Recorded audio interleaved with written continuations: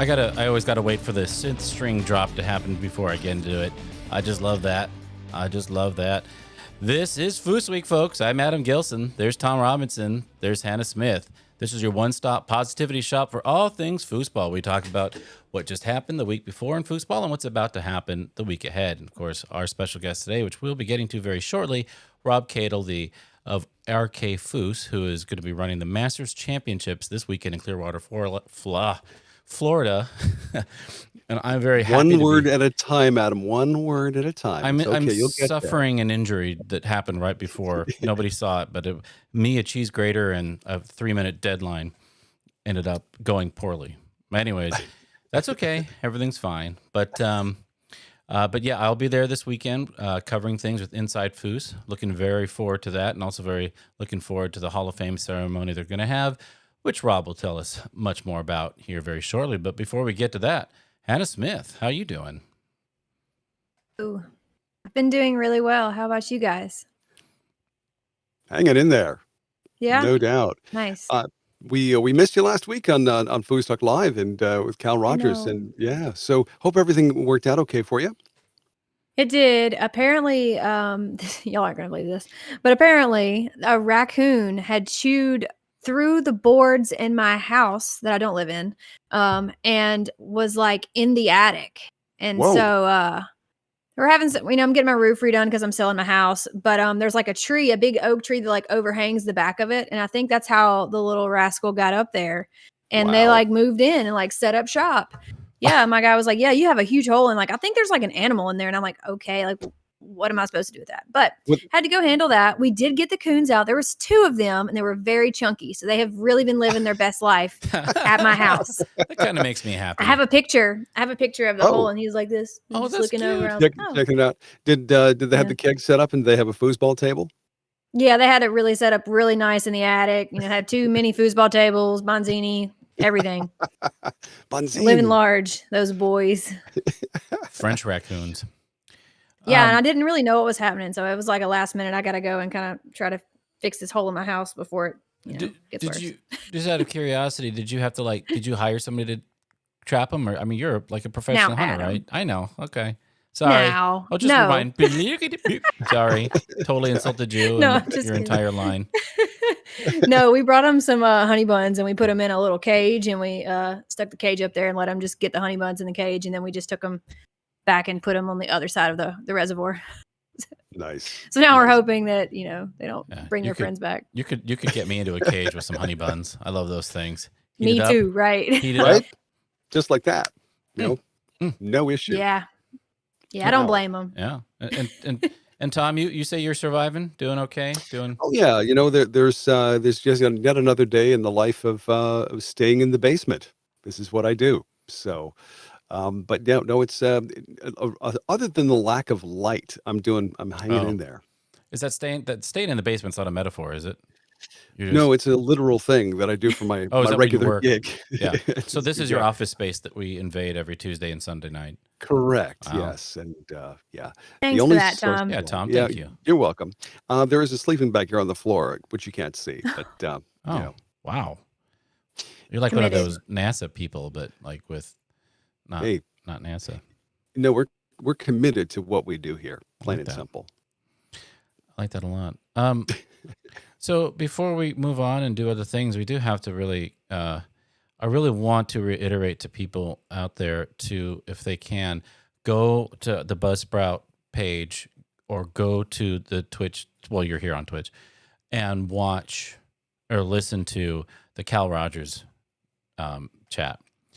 The guy was the architect of the $1 Million Tour, and the stuff that he talked about and what the $1 Million Tour was and how the golden age of foosball actually came about is a fascinating history lesson, and I think incredibly important going forward when we think about what we want to do with foosball. In particular, the biggest takeaway from that, when we think about that time frame and the huge money tournaments that were occurring, those tournaments were all happening at a loss for the people throwing it, because every single one of those tournaments, for the most part, was a promotional device to sell foosball tables, of which they had a grand network around. So tournament soccer was the first major sponsor of foosball tournaments, and that's the only way they had those kind of numbers. I mean, that 250 grander in St. Louis, $1.3 million in today's money. That Yeah. cannot happen. I mean, now I think, the micro, and I love this model and we see it a lot and I love it. And let me just rephrase. I'm not saying that's what we should get back to. I love the micro sponsorships. I love that model. I love seeing people draw in the local community. I'm all for that. I think that's what we should be doing. I'm just saying when we do think about thinking big again and looking at that time frame, we should really look at it not through rose-tinted glasses, but really see why it was working the way it was. Well, it was a different era, and of course, as Cal gets into, it was just prior to the big emergence of arcades, video games, this kind of thing. I thought it was fascinating that at one time Atari was interested in purchasing the $1 million and tournament soccer group, which fell through. But still, in all, it just seemed like timing is everything. But it was meant to be, and they really did work hard at what they did and achieve such great heights, especially for the players. In fact, Cal mentioned there was at least 20 players on the tour that were making a living playing foosball. I think he said 10.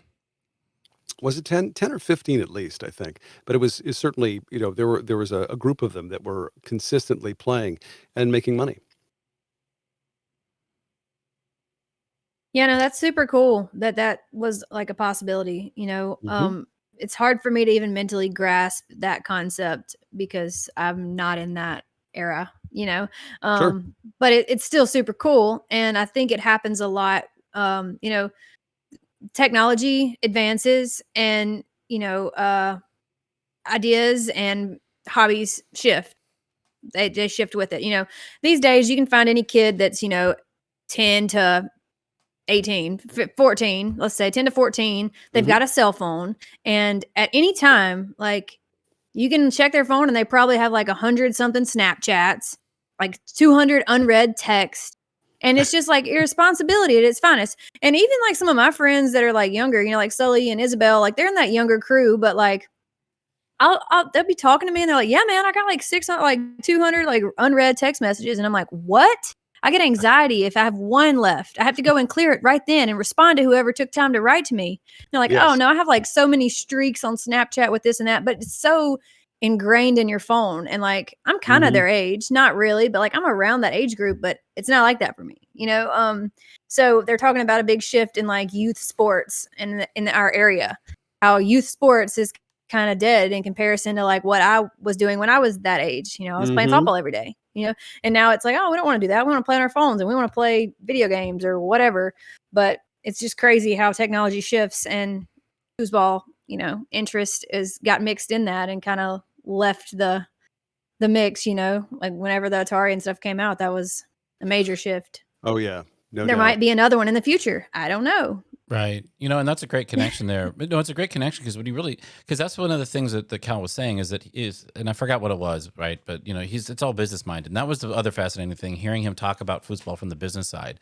But he said, venues, locations, they're looking at the square footage. They've got 500 square feet. How many foosball tables can they put in there versus how many stand-up arcade machines can they put in there, and what's going to make more money? The math really was pretty much simple, So, Yeah. and Sure. you got the new thing. So I don't know. I've always thought though that foosball has been a very niche thing, and that's what makes it so beautiful, in my opinion. And I love it, and we want to share it with people, which is why I like this show. I love that we do this, because if there's any clear indication of what it is that is positive in foosball, it's what the promoters are doing at the regional level and beyond, the things that they're doing for their community, which I absolutely love.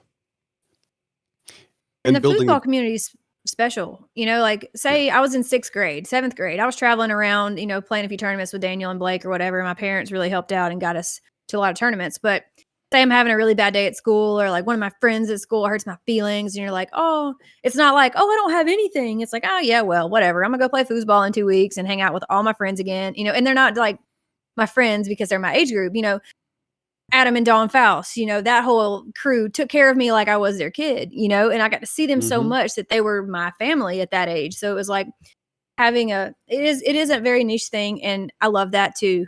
And you can literally drop me anywhere in the US just about, and some foreign countries, and I can find a foosball player pretty close to me if I need help. And that's happened several times when I'm traveling for softball or something, and my mom or dad are a million miles away, but I have somebody here, and I think that's special. And I don't know if it would be that way if it was, a super mega sport where you didn't really know everyone that played. But that'd be cool, but not Sure. really. I think it's cool that it's a small little niche thing for sure. Well, think about this. One of the methods they were using back in the 70s is they had these vans. They would drive around the country with a foosball table, and they would set up that foosball table, in various locations, sometimes in a bar, sometimes maybe in a school center or whatever the case, wherever they had permission to set it up. And they'd just start playing with people who were there. Just, would you like to try this? And by the way, there's such a thing as the $250,000 tour. And if you could just learn how to play this game, you could have a part of that. Can you imagine doing that now as a promoter of the game, just going from town to town, almost like I guess you could say like a sideshow, showing people how this game is played. Right. And you think about it. Sorry to go ahead, Adam. No. So sorry to kind of divert here. I know we're trying to get to other things, but that conversation kind of came up to me while we were at Vegas. Zach Hoffer was like, "Bro, we need to bring one of these foosball tables and like put it outside." Because think about how many people walked into that room and were like, "Wow, foosball! I didn't mean to be here, but I'm here and I'm interested. This is cool." And I Right. heard like 5 or 6 groups. Bracklin took 2 or 3 groups of people to a table and showed them some stuff. And they were Cool. mind blown. They were coming up to me. "Who can we go watch? Who's the best here? I heard they're going to be playing at 10:15 and I'm here and I'm ready. We came back from the bar to watch." And I was like, that's cool. But, Zach Hoffer was like, "Man, how cool would it be if we took one of these out to Fremont and set it up and said $100 if you can beat the master, or if you can beat Ooh. whoever, or $20 if you can beat whatever, Yes. And even out in the hallway where we have Golden, right out there between Red Sushi, and that would, people walk by there a lot. There's a lot of traffic. So it's like you're on the Broadway scene for foosball. So And I don't know. No. It was interesting to for sure. me. That's awesome. Yeah. You know what? I love that. And to put a bow on that, because it's actually ties into what I was going to say, but I'm glad you said that because it illustrates and provides even more evidence.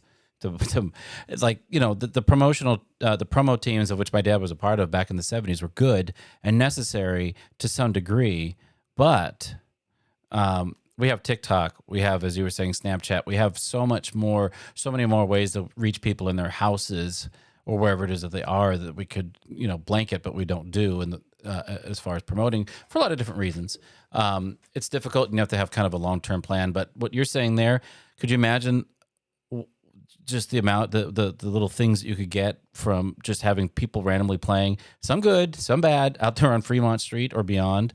It's a really fascinating thing. I mean, there's so much, as we continue to push and pull foosball from 1999 to the present day, there's a lot of possibility for sure.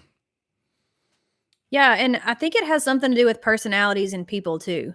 One of my dad's old friends around home, he's super competitive. My best friend Matt, super competitive, right?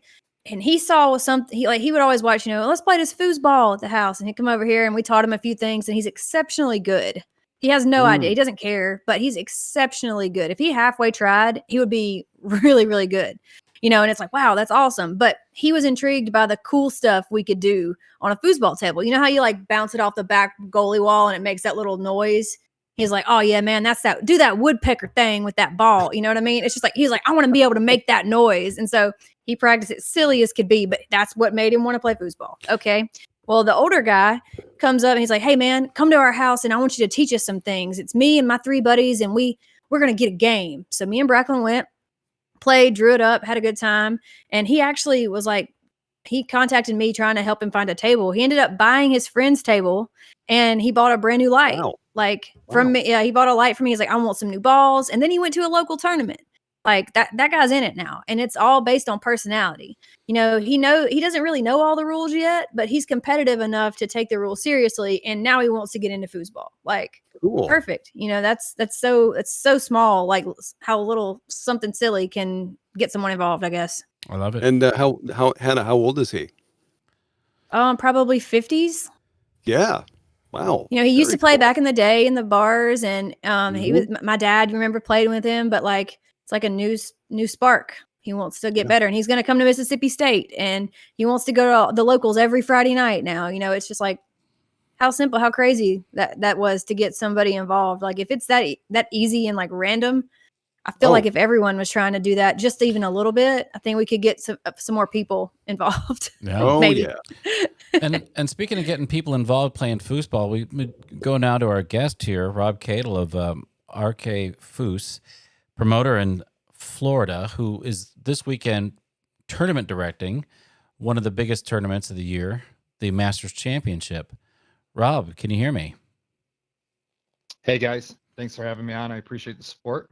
Yep, appreciate you being here with us. Rob, tell us how are things going? You said right before the show you've got a shipment coming of something. We do. We are probably, I'm hoping, a half an hour to 45 minutes away from our tables coming. So we're gonna get those unloaded and put them in the ballroom. Probably won't set them up until tomorrow. But yeah, so we're cranking right along. We have the whole setup crew here ready to go, just waiting on the shipment. Can you tell us how many tables you're expecting this weekend? We're gonna have 25 tables this weekend, and then we're Nice. also gonna have.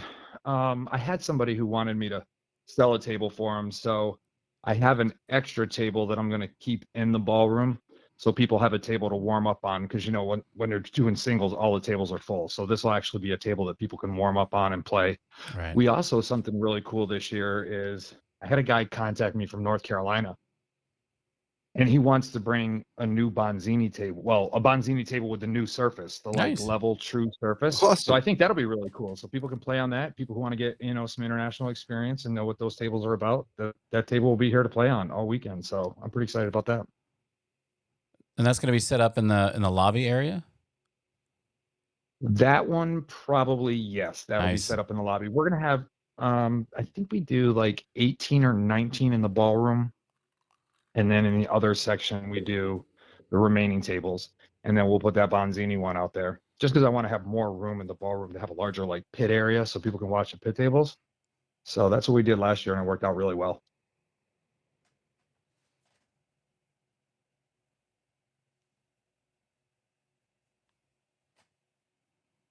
Do Hannah? you think bringing the Bonzini tables there is gonna like what is the main reason behind that? You know, I've always said it would be so much cooler if you had all of the tables at like the tour stops. So maybe you have someone who's like super uber talented on Bonzini, but we don't really know about him because his tornado game is okay, but he's not the top 5, so he doesn't get to go and be on the team. Well, how cool would it be if you found someone there that was really enjoyed Bonzini and that could be like your Bonzini guy on Team USA, you know, like I've always said that. So I think that's really cool to have that there, especially the new surface. They're going to love it. I think it's going to be very cool. I mean, I know that North Carolina has like a really big Bonzini kind of tour and following and stuff. I know that's where they have a lot of Mhm. tournaments. So I think if they were looking for a Bonzini player on the USA team, I'd probably start in North Carolina. Yeah, they have a great scene. I've actually played Bonzini Nationals there last year, and I do plan to go to North Carolina State there this year. Super cool people, great environment to learn and enjoy foosball, and they're all very, very talented. And several of them, I believe, have played abroad. Like I think like Rebecca has played, and maybe Lisa Tolley. But they were telling me like, yeah, we went to somewhere overseas and played, and they have that international experience. So that's super cool that you guys are having Bonzini there. You know, everybody hates on Bonzini because it's so different than Tornado, but if you just get over it and accept that it's not the same table and you're going to have to play a little bit differently, then it's fine. It's fun. You can enjoy it. So that's super super cool that you guys are having one there at the tournament because you know how many people may have never even touched a Bonzini. There's several. I'm sure. Mhm. You know Mhm. they're hard to find. So that's very cool, More Rob. than a few. It's Yeah. it's funny because the crowd from Montreal here, Rob, they would be really really into the fact that there's a Bonzini table there in Florida, and of course, going to Florida for Canadians is always a destination kind of thing anyway. So maybe this could be a thing you do every year. Yeah, I mean, I would be up for it. Last year, I don't know how you pronounce this, for Michelle Nasty. Mm-hmm. He brought McKelly. Oh, is that how it's called? McKelly? Kelly. Okay. I Yep. was just calling him Nasty. Nasty's good too. He brought a couple of his tables. What is it, Roberto Roto Sport? Sport. Sport. Yep. They were the He little brought ones, those right? last year. And he brought, it's funny because he brought like a little kids one, so like a Yeah. little one, so kind of like mini me.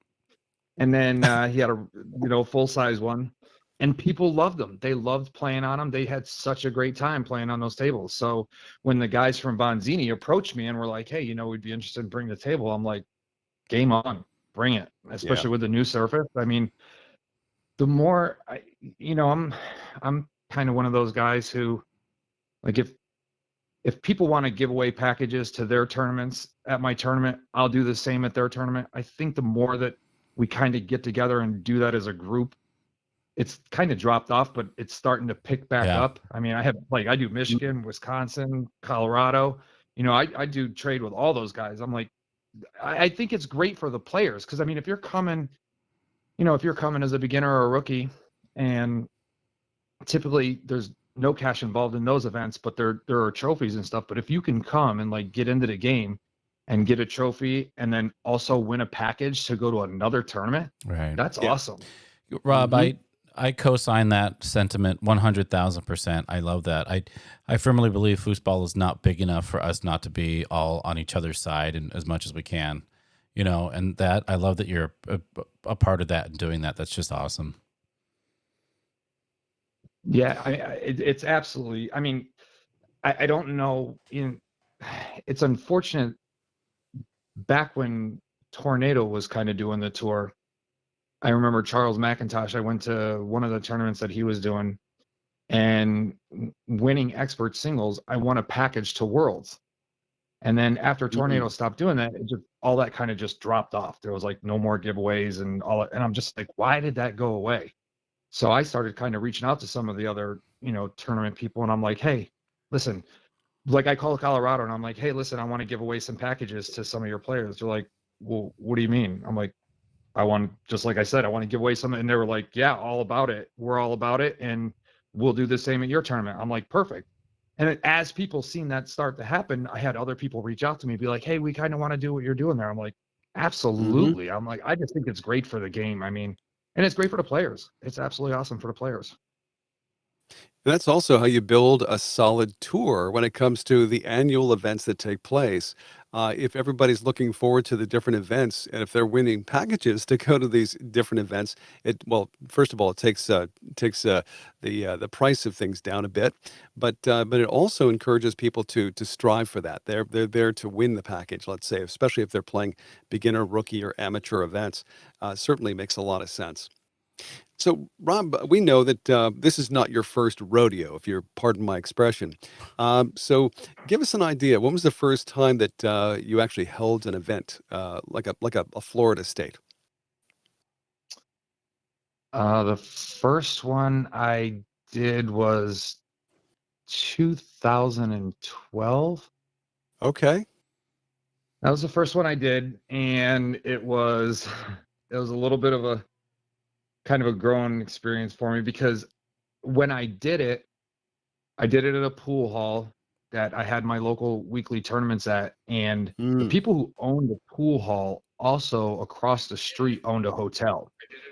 So I thought I was Ah. like this marketing genius, and I'm like, hey, if you come and buy a package at Florida State, you'll get 2 free nights at the hotel. What Oh. I didn't count on was everybody Googling the hotel, and it used to be like a Roach Motel, and hookers were there and stuff like that. So they had a ton of bad press. So people were like, "We're not going to buy your package to have to go with the hookers and stuff." I'm like, I don't know, I tried. So yeah, it didn't. I wasn't the marketing genius that I thought I was, but it would have been good had it been a nice hotel, I guess. But the hotel was under new ownership and stuff like that. But unfortunately, when something's bad on the internet, it's Oh. kind of Right. hard to change that perception. But Right. a few people did end up staying there, and they were like, "No, the hotel was nice. It was clean and barely any roaches." So I'm like, "Hey, all right, good with the bad. It is what it is." So Lesson learned. So lesson if learned. So let's say you're talking to someone who's a brand new promoter. What would be the first thing you'd tell them that they need to do, and what's the thing that they don't want to do? Keep their day job. Um, something not to do. So when I did my first Florida State, it had been a while since there had been a Florida State, like probably several years, because Bobby used to do it. And the biggest one, I want to say he typically did like a $7,500 tournament. Hmm. So I kind of thought, I was like, well, I thought I was going to have this big, huge marketing genius thing with the hotel next door and everything, which flopped. But I was like, oh, if I have a 10 grander, people are just going to show. Yeah, that didn't happen. I think I lost like 3 grand that year. Mm. So I would say know your local player base, know kind of like your Yes. surrounding states and how many players you think you can draw into there. Start smaller because you can always add to the payouts. And that was the first thing I probably did at my first, well, not my first one, but after the first one, after I lost money, I learned, okay, do a $7,500 tournament and you can always add money to it. So that's what I would Sure. do. And then the word started getting out there that I was adding money to the tournaments, because you can always start kind of lower and then add money to it. You can never start high and then take money away from it. You just can't do Right. that. Right. So Understood. that would be my advice to somebody kind of starting tournaments and where to kind of gauge them and where to start kind of cash prize wise. Because again, you can always add to it, but you can never take away from it. Yeah. Cool. I think that's really great advice. Just as a player, I've never been on the tournament side of things, but I've been to tournaments that were guaranteed, payouts or certain things that they were like, yeah, we're going to pay out tables to everybody, and then yeah, like 20 people showed up and they lost a lot. And that really is hard to kind of Mm. deal with. I'm sure, you can't do that. But then again, I've also been on the side of Colorado where, they showed up, yeah, everybody's here and we're great. And then someone added money to like women's events. And I was like, oh my gosh, like that's so great. We're not getting these payouts. We're getting more.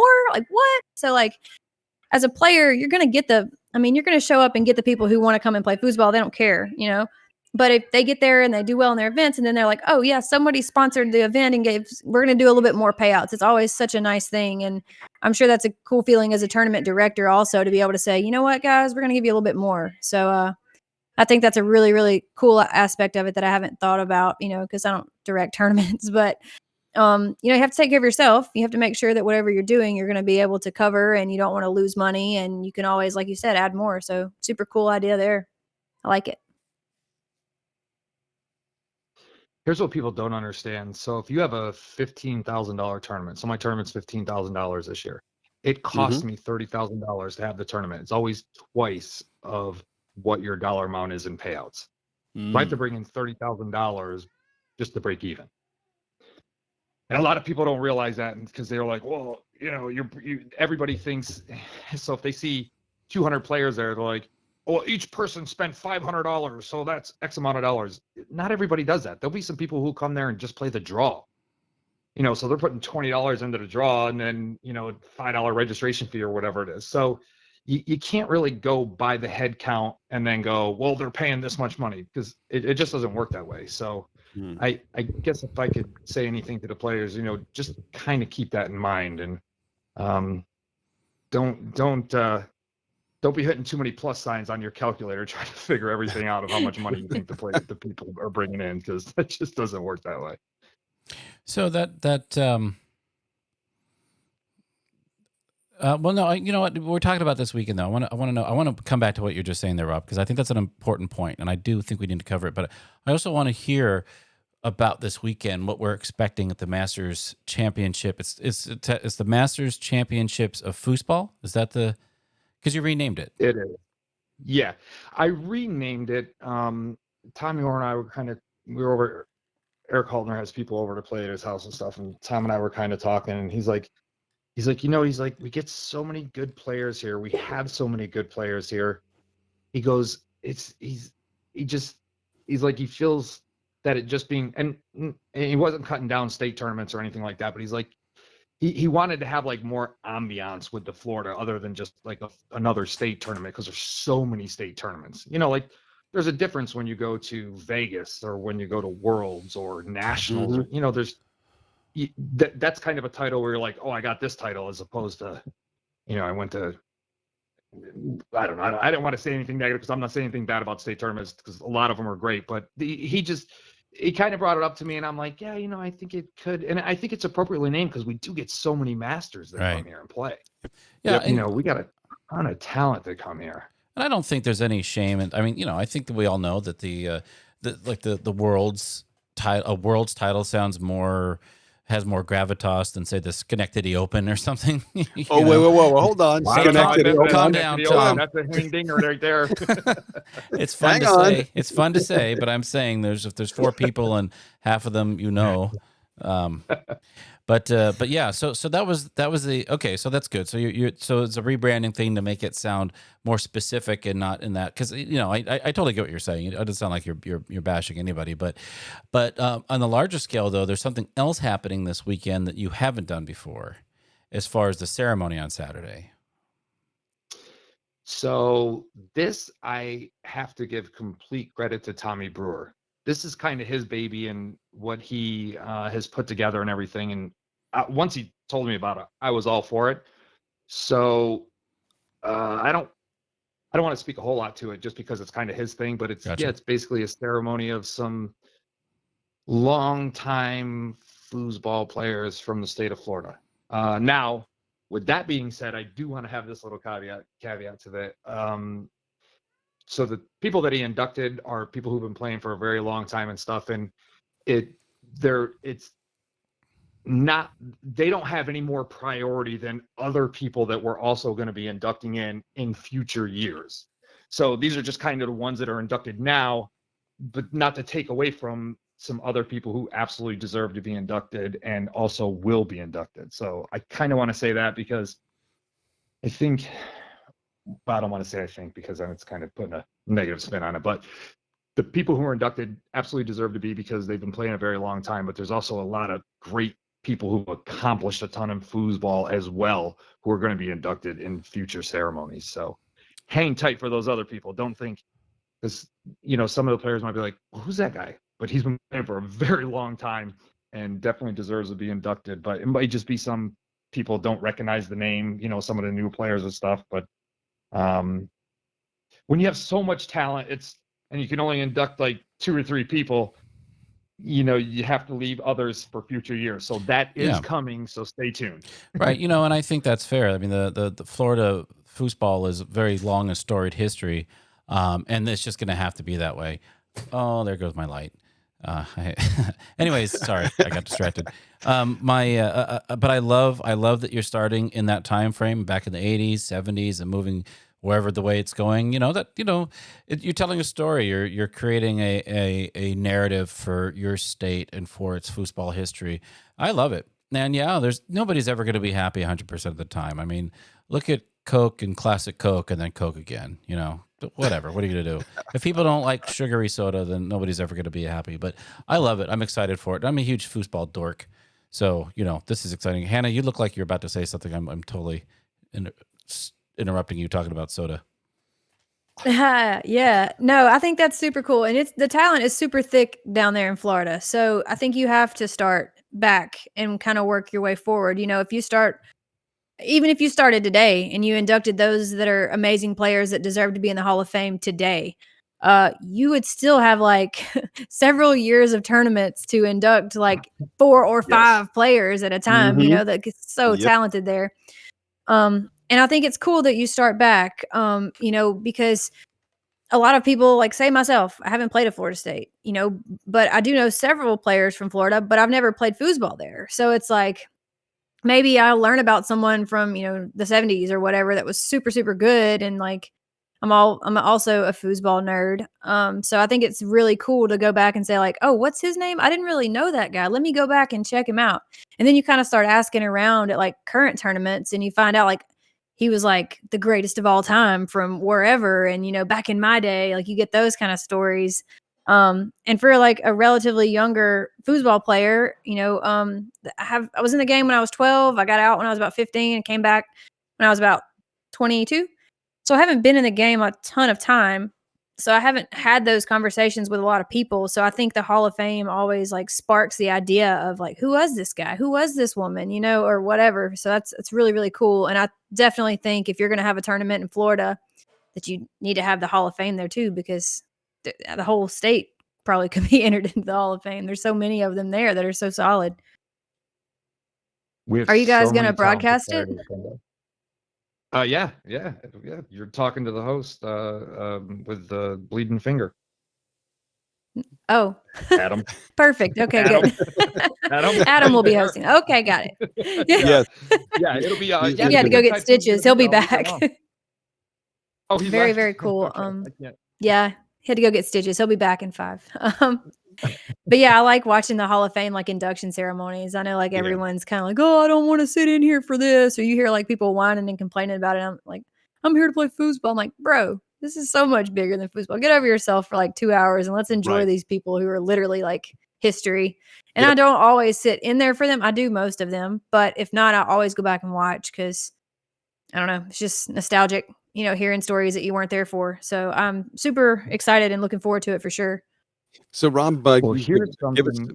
Let me just, sorry, I didn't mean to interrupt you, but here's something that we're like really going to focus on because the tournament is going to be so busy, and we do have a ton of players there and stuff. So we're literally giving them like 60 to 75 seconds to kind of say thanks and appreciate everything, and then that's it, and we're moving on. So don't go up and get a soda, and don't blink for too long because you'll miss it. So we're going to make it short and sweet. But it'll be impactful. So, but yeah, we are going to make it, we're not going to make it long and drying out like, Celine Dion, except an award or something like that. Whoa. So Rob, who's in the class, the first class to be inducted in the Florida State Hall of Fame? Who are you putting in this year? It was actually, again, this is Tommy's deal. And Tommy put in Mike Green. Mm-hmm. We have Jim Dumas from over in South Florida, and then this is, of course, an icon of foosball, Johnny Horton. Right. Oh wow, nice. Yeah. So those are the three. Yes, and that's again, that is an awesome starting point. Obviously, maybe from that time period, if you're doing it chronologically, I mean, he's doing it chronologically, but the history there, the connections there, and everything that goes on there, and the influence those three have had from that point on in Florida it's amazing, and it's going to be fun too because we're going to be talking about it this weekend, so people can know and shed light on that. Some are very obvious, like Horton, of course, but Jim Dumas and what he had done as well is pretty impressive too. So, yeah, there's a lot. There's still some more names, obviously, but I'm excited. It's going to be good stuff. I had to step out for a moment, so I missed that up until I just came back to the Celine Dion reference, which I'm assuming we're talking about long, drawn-out acceptance speeches. Yes. But my question, so is there any, because I was there at Florida State last year. Well, this is Masters Championships, previously known as. Is the format, is everything going to be basically kind of be running the same, or is there any kind of changes going on this weekend? The schedule is staying exactly as it was last year. Everything ran smooth. It was great. The only thing we're going to be doing is, don't quote me on the time though, but I think it's Saturday at 6 o'clock is when we're doing the ceremony. So we'll be stopping matches and stuff, around 5:15-ish, and then doing the ceremony at 6. And if everything goes well, by 6:12, we'll be back to playing foosball. Wait, 6:12? A 12-minute ceremony? It's going to be short and sweet. Yes. We have You to. missed It has to be. Yeah, that's way you shorter missed than that part of the conversation. Yeah. Yeah. He said, "Don't blink or So, get a soda too long." That's right. Or you will miss it. So TiVo it, I guess. I don't know. Yeah. Well, we'll inside Foos it. I mean, it'll be streaming this weekend. So that's wow. So that's gonna be There you 6 go. o'clock. Yeah. But everything else.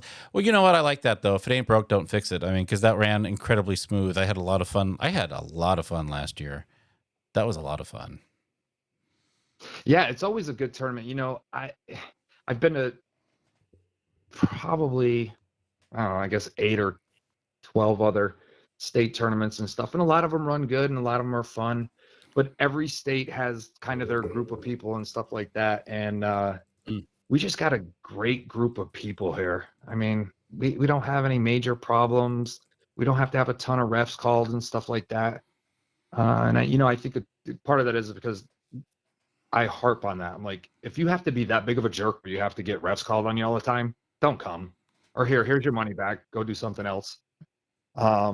It's just not worth it. It's just not worth it. I want people to come here. I want people to have a good time. I want people to be good sportsmen when they're playing, and women. Mhm. And I don't want to deal with a bunch of drama. It's like, I get everybody wants to compete, and I get some people are bigger competitors than other and stuff like that. But to be a true competitor, you have to be able to win gracefully and lose gracefully. So Good policies to live by, no doubt.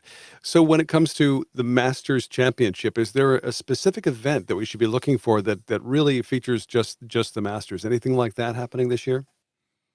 not this year. Okay. I have to kind of work out some things, and as far as the amount of tables I have and trying to figure out kind of what day and where I can put something like that in. And then I have to also, in all honesty, I have to have something for them to play for. I mean, they're not going Yeah. to play just to play and say, hey, I'm the Masters champion Right. single. I mean, I got to be able to put some, coin in it or something to make it to where they play and have something to play for, Something to strive for. Yeah. Yeah.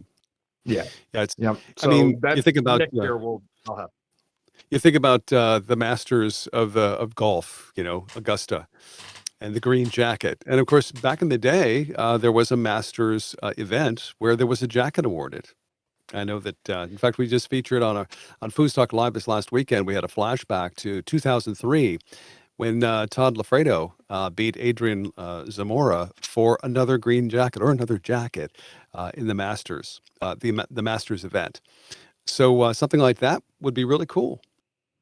I was just thinking the same thing. Well, it depends, because I've talked to some of the masses and they're like, yeah, we don't really care about playing for a jacket. They want money. They want to play for Okay. money. Sure. So that's Yeah. something I have to kind of, it has to be like a winner take all, and it has to be an amount of money that they want to play for. So I have to figure that component out, and I will. Yeah, I was wondering, like, how, like, sometimes, like, you go to a foosball tournament and you see the people in, like, the blue Worlds jackets, and you just, like, look at across the room and know, like, that's a Worlds jacket. Or, Mhm. like, like, certain things that are kinda, like, nostalgic like that. I know, like you said, people want money, definitely, but it would be a cool idea or aspect to say, like, like, you can only win these tournaments, like, these jackets from, like, the Masters, and anything that says Masters on it is pretty sick, so Oh I yeah. I might be lame for that, but yeah, money's No. cool and stuff, but I don't know. I think that's a cool idea, and like you said, I'm sure most masters don't want that, but, what if it was like an amateur, expert, pro thing, and then, I don't know, just an idea. I'm sure you guys have other great things going, but I think that's a cool part of foosball, to be able to look around and say, "Wow, that's a Worlds jacket over there, like, that guy must be pretty good," and then you kinda, like, sneak up by him, like, peek at what he won, and you're like, "Oh, okay. Okay, expert People doubles at bring. Worlds?" Like, it's like, "Wow." Yeah. When I wear my Schenectady jacket championships, Dude, you Oh, got one yeah? of What those color is it? too? What color is that thing? It's paisley. Turn your camera on. Hey, I want Let one me of just those. I want to see that. Hey, Rob, we got a question from the audience because we're on Twitch. Judy Schober asks, any thoughts of open doubles being Swiss? Is that something you guys have considered at all? Judy, that's a great question. Again, I think the Swiss is a great system, but the challenges with doing a Swiss is you have to have only a certain amount of teams in the event. So then you have to cap the event, and you have to run just that event because you need all of the tables for the amount of players, the teams that you have. So Mm. I would love to do that, but it's logistically for me, for the amount of tables that I have, I mean, I would really have to limit the amount of teams in open doubles, which I think would be okay, because then it's like the creme de la creme of the players. But then So the rookie who's really looking to come out and play Tony or Tom or Tommy, they don't get to go into the open doubles because I have to cap it at 32 teams, depending on however many tables I have for that event. So it would be I got to figure out how to overcome that challenge and if it's worth capping that open event and so many people who want to come out and play the big names that wouldn't be able to now because I have to cap it. So if you got some good ideas, Judy, let me know. Yeah, that's a challenge with Swiss. I think I love it. Yes. It's great. It's a lot of fun.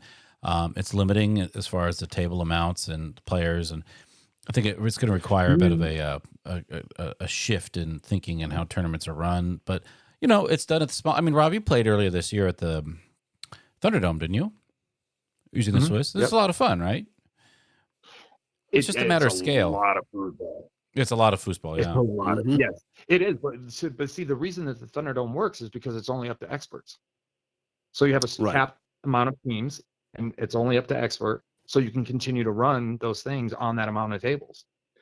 So you either have to go from getting rid of all the different categories and doing like a rookie and like they used to do back in Tornado. So like a rookie and then like semi-pro and open.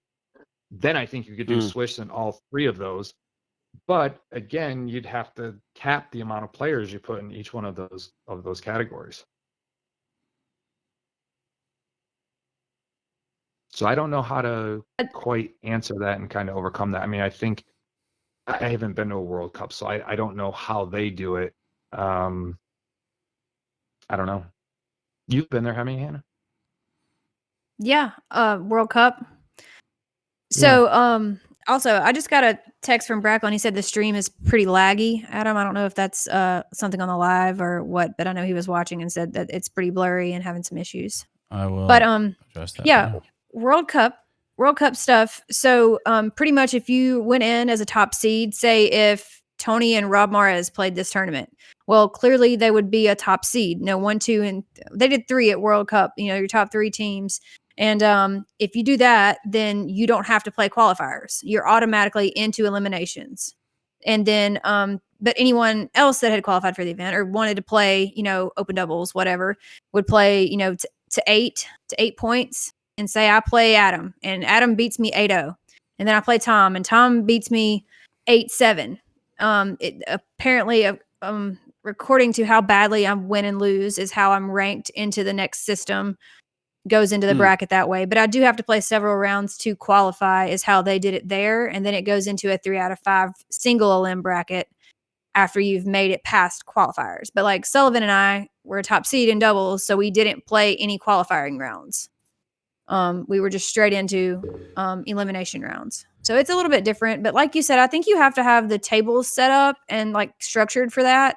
And by structured, I mean like the expert thing. The experts in below. Okay, great. You can kind of control that a little bit easier than if you leave it to like a wide open, range of players. I think that can be difficult, especially if the format is new to some players. Because I know like Texas last year was my first time personally playing like the open doubles, like thing that was kind of Swiss, and you play so many rounds and you stay in there and you play and play and play and play and play, and then you take a break and you come back, and it was a super, super cool. I loved it. But it was very different. And as a player, I was like, what do we do? Do we play another one now or do we have to wait? Or there was just a lot of questions, I think. But I think that comes with anything new and any new system you're trying. So I think you definitely have to have the table set up and some structure, but it can be done for sure.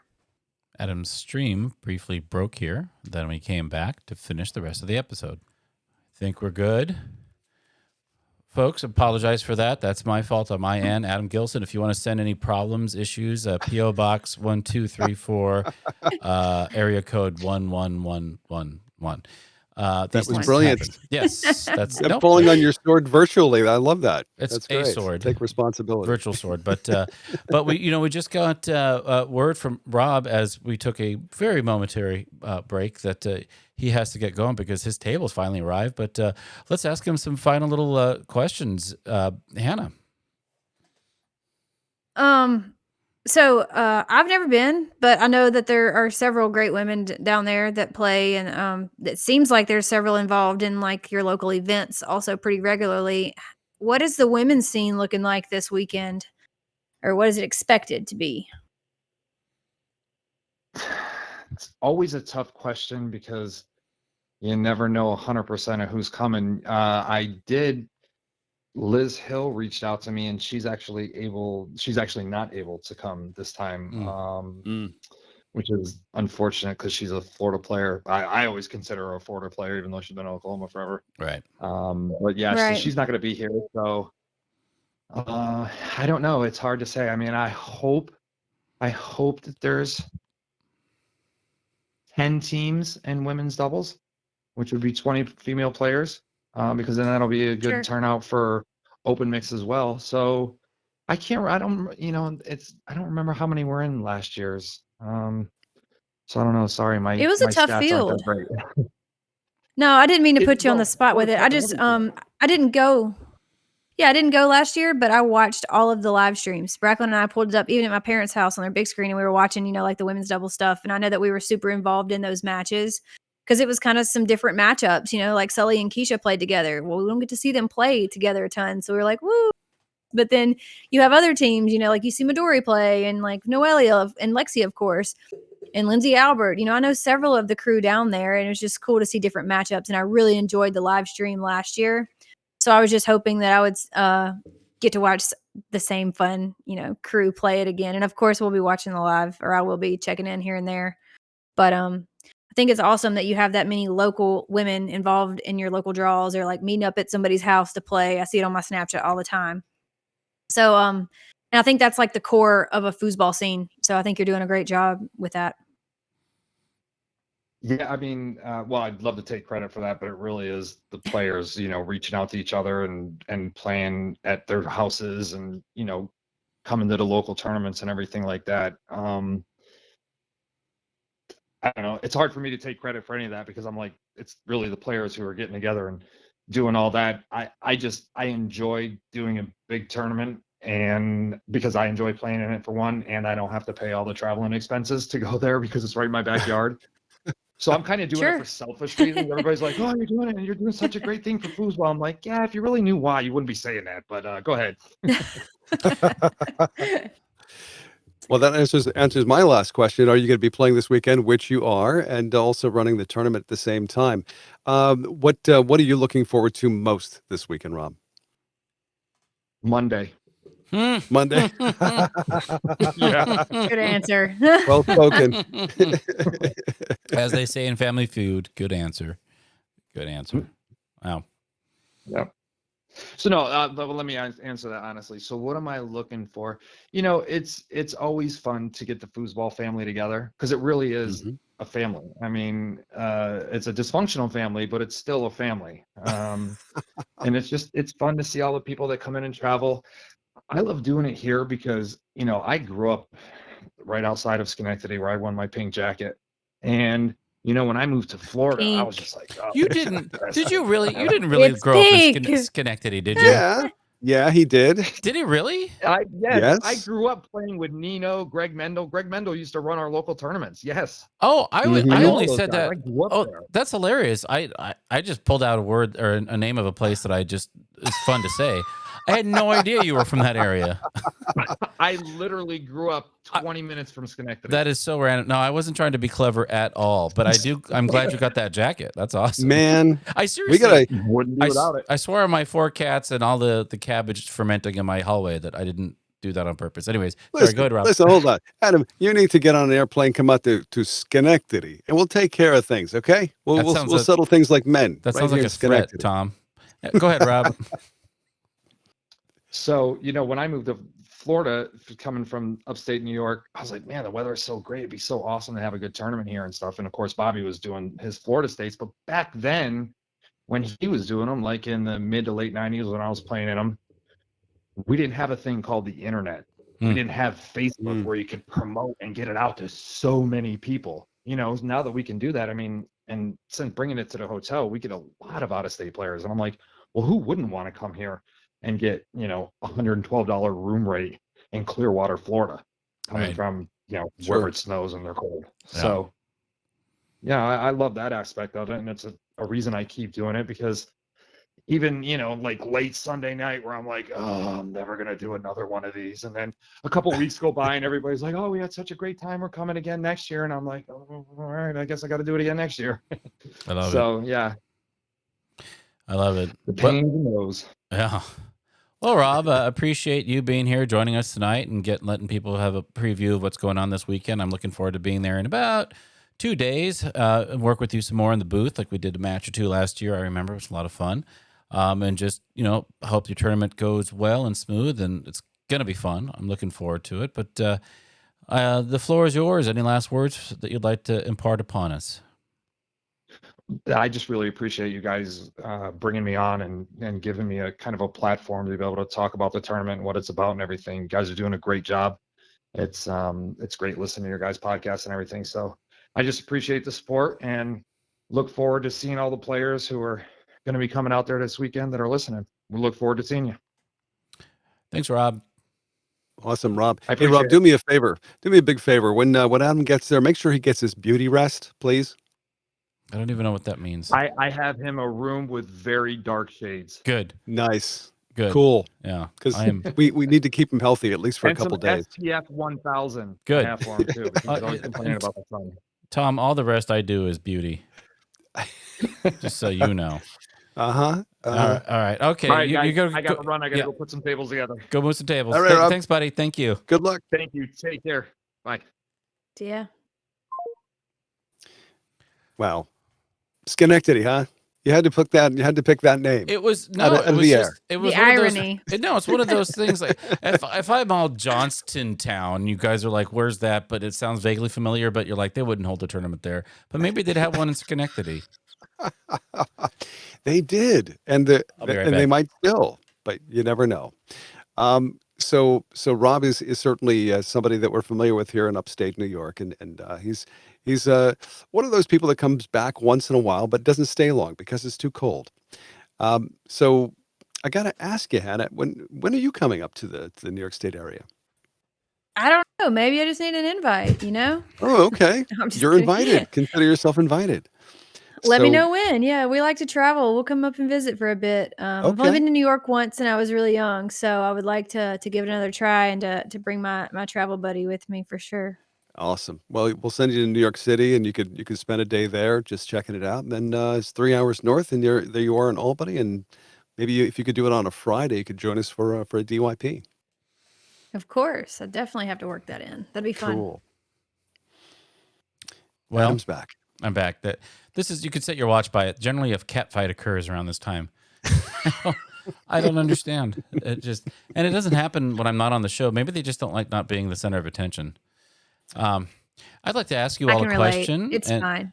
If you all could answer honestly, and I tried a new camera angle, but it's not working for me. I feel like I'm just some weird bust on somebody's desk in a college. Like it's just like this. I'm like, doesn't I look like I should be on somebody's desk? Like a porcelain bust. Like just sitting there in the corner of the desk. Yeah. It's dumb. I don't know what I was thinking. You look great, Adam. However you want to do the camera, man, you look great. Seriously. All right. As long as the hair is in the frame. Yeah. Boom. Solid. How could the hair not? The hair Boom, is the baby. frame. That is It's what the people want to see. It is. That Adam, that's fire. Look at you. Tom. Okay. All right. Did I do it again? You used it. No, that's good. I We're really gonna have wanted to make you a dictionary. Yeah. I'm really do. bummed. You got it. I wanted to hear. Obviously, Rob has things he has to go do, but I wanted to hear Rob kind of get a little bit more into why he does this. Yeah. Because this is wild stuff to be doing. I would never do this. Would either one of you two ever throw a large tournament like this? Like, Probably not. Probably not. I considered throwing softball tournaments for a while because you make a ton of money doing that.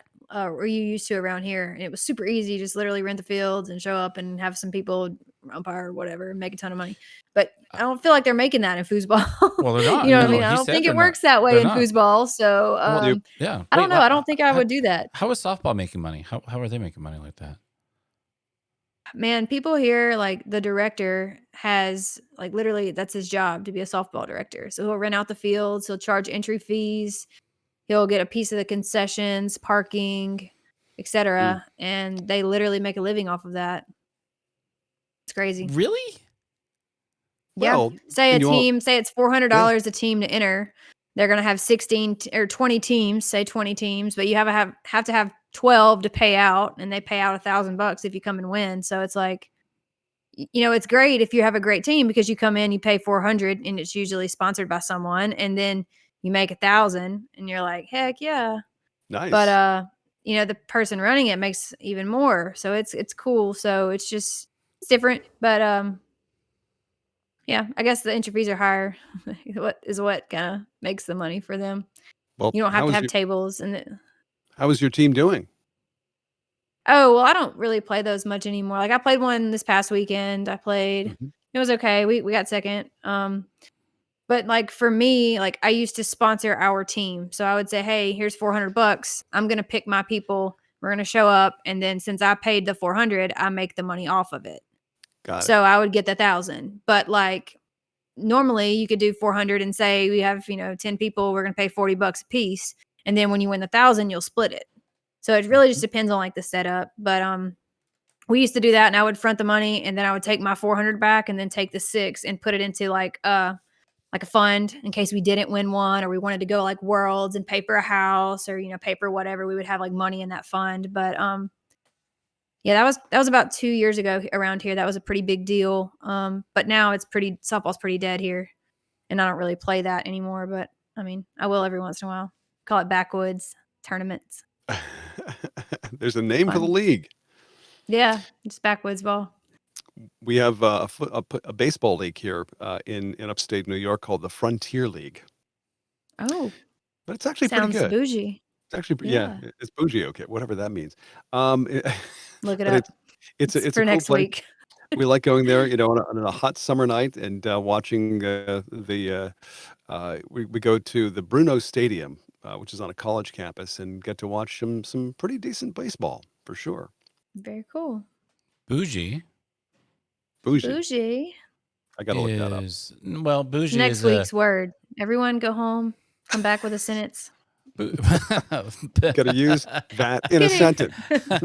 Use it in a sentence, please. I went to a La Quinta, and it was bougie compared to where I normally stay. Context clues. Still need more information. Sorry. Well, how about this? So bougie is derived from the older term bourgeois. Okay. Kind of elite, stuffy. Yeah. So when you say Frontier League, it sounds a lot more bougie than if you were to say like Dirt Licking League or backwoods ball. Yeah. Same thing. Yeah. All right. I'm sorry. I consider myself educated. Sorry. That was next week's episode. But you know what? We could always give us another one. Here's one that I hate. Boho. Oh my gosh. Boho. I'm incensed. I'm so mad that I just said anything like mofo. Yeah, Tom. No. Pretty much. You might as well. I mean, you might as well. Yeah. Okay. Yeah. If you I'll hate tell you yourself. this. I've never heard not one Mississippian use the word boho. No. I think it's an area thing. Okay. No. Because that don't happen down here. It's an asinine thing. Well, I don't know. What, Tom? I totally interrupted you. No, we await your cards and letters. Please write in and let us know. It's 1111. Anywhere. One. Yeah. Oh yeah, one. Sorry. There's I don't know. So you all, you know what? I don't understand something. Hannah, what is your next tournament? Foosball? Yeah. Well, I'm hoping to play Bonzini in like 3 weeks in North Carolina. North Carolina, yeah. And then Texas, yeah. So nice. Okay. Those are your two. And then we're gonna have just as a preview, because we're gonna start talking about those other tournaments that you're gonna be going to as the Berlin Pairs. But that's something that's gonna happen in we're talking June. Yeah. Right, yeah. Okay. June. Okay, cool. And it'd be great if we get one or two of your teammates to join us on FoosWeek or Foos Talk Live when you're in the the Yeah. Bears. They're super excited. I've reached out and talked to at least 2 of them, and Good. they want to come on Yeah. and talk to you guys. Awesome. So I think Wait. it'll be a really, really cool episode. Oh yeah. No, I love that. I want to be educated. I know nothing about that. That's really cool. By the way, They're so full of it, man. They're so full of information and spunk.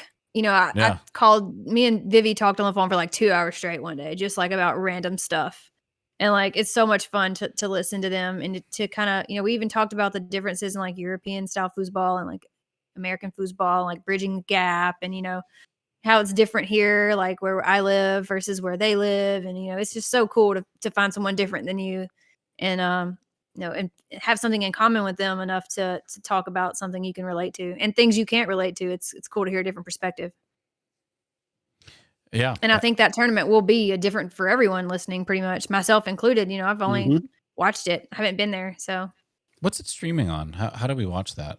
I mean, I'm sure you'll have that information when it's closer, but I think it's on Twitch, and okay. I think it was on like Foosball TV last time. Maybe is what I think I watched the last weekend of it. Okay, cool. Well, I think we should probably wrap up here and get ready for the funness that is happening this weekend. But I don't have any last words because I'm just really excited to go and break up another cat fight and tuck my kid into bed. But Tom, any last words from you? Yeah, no, I would just want to wish everybody who goes to Florida this weekend, including a contingent from Syracuse, some good friends that are heading down there. I wish them the best of luck and make a great showing for New York State. Thank you very much. And wish I could be there with you. But yeah, I'm looking forward to hearing your reports, Adam, from the site. Perhaps Foos Talk Live might be a moment where we get you on mic and find out what's up. I'll have lots of mics. You better believe it. Oh, just cool. Mics everywhere. Hannah? Are you planning on doing any podcasting while you're there, Adam? Yes, I am. Actually, I have 2 people lined up already, schedule permitting. You know how it goes. Very but nice. I talked to Mike Green, and he said that he would love to do My Greatest, and he's one of the inductees this weekend. So I'd love to hear his greatest win, his greatest loss. And I talked to Tony Sprademan and asked him for My Greatest, and he said he'd be down, schedule permitting. So nice. Yeah, and also Very cool. this, that's a great question. Also, just to say, so for our Patreons, the latest My Greatest is dropped today. And it was Tommy Atkinson. I got to talk to him in Vegas. That goes public on Thursday. And then next week, there's the On the Road that I actually recorded with Sullivan at TKO is going to be going. And then after that, something I'm excited about, a Shooting the Shot. No, wait, no. My Greatest with James Castillo. And then the Shooting the Shot with my parent, Sparky. And then one that was came completely out of the blue for me, but I was dead chuffed by was My Greatest with Reese Roberts out of the UK. Oh, yes. Yeah. Can't wait. Yeah. So that's coming. That's 5 weeks out, and the Shooting the Shot's 4 weeks out, and then backtracking. So, anyways, yeah, no, I'm super duper excited for that. For people to be Man, you are carrying the torch. You personally are fire. I like that, Tom. Yeah, you are. I don't want to be bougie. I mean, look at my hair. But did everybody do a last thing? Did you, Hannah? You had more. You asked me a question. What did you? Yeah, I was just touching on that. Oh. I actually watched a podcast, I think yesterday. It was like with Mark Torres and Mike Stahl recapping his World Cup. Pandemonium. If you guys haven't heard about it, go check it out. They're just kicking it and speaking about things through the match. But I thought that was a pretty cool idea. I really enjoyed it because I really enjoy Mike Stahl. So cool. Anything with him is cool to watch. But yeah, Florida State's going to be awesome, I'm sure. Hate I'm missing it again. Good luck to everyone going. Safe travels. Enjoy it. It looks like a fun environment to go and party and live your best life. So go get them, Tiger. Rawr. Here. All right. Rawr. Oh, I love that. Oh, look at that. Hey, Hello Kitty. Have we talked about that? That's not Hello Kitty. That's the cat from. No, it's Marie. Yeah. Oh, that's Marie. I thought it was Hello Kitty. No, I'm so it's just clueless, a cat. man. I should just not say anything anymore. Tom, It's a learning. We're Damn it. learning, not Yeah, losing. Tom. You're learning. Tom, All right. what do All I right. always say? What are the two things I always say in foosball? Do something and we learn by doing, which is beautifully cyclical. Cyclical. Anyways, Tom, this is the best Aristocat It's- ever. yeah, Her it name is. is It's Marie. it's Aristocats. See, I get. Yes. Now I get it. See, I Mhm. understand. Look That's at her. my generation. Look at her go. Aristocat. Yeah. I love mean, that. And there the you best go. part about that is that the cup handle is a bow tie. It is, isn't it? How cool is that? Pretty cool. Yeah, I got this for $2 at TJ Maxx. Even better. TJ Maxx. Yeah? Anybody remember that? Weren't they the open? No. No? Sorry. Whatever. Talk about uneducated, non-bougie people. All right. Well, everybody, thank you. Thank you, Rob Kadle. I'm looking forward to Masters Championships this weekend. Go, Rob. Go, Rob. Thank you, everybody out there on Twitch that was with us tonight. Thank you, Tom Robinson. Thank you, Hannah Smith. I'm Adam Gilson. This is FoosWeek.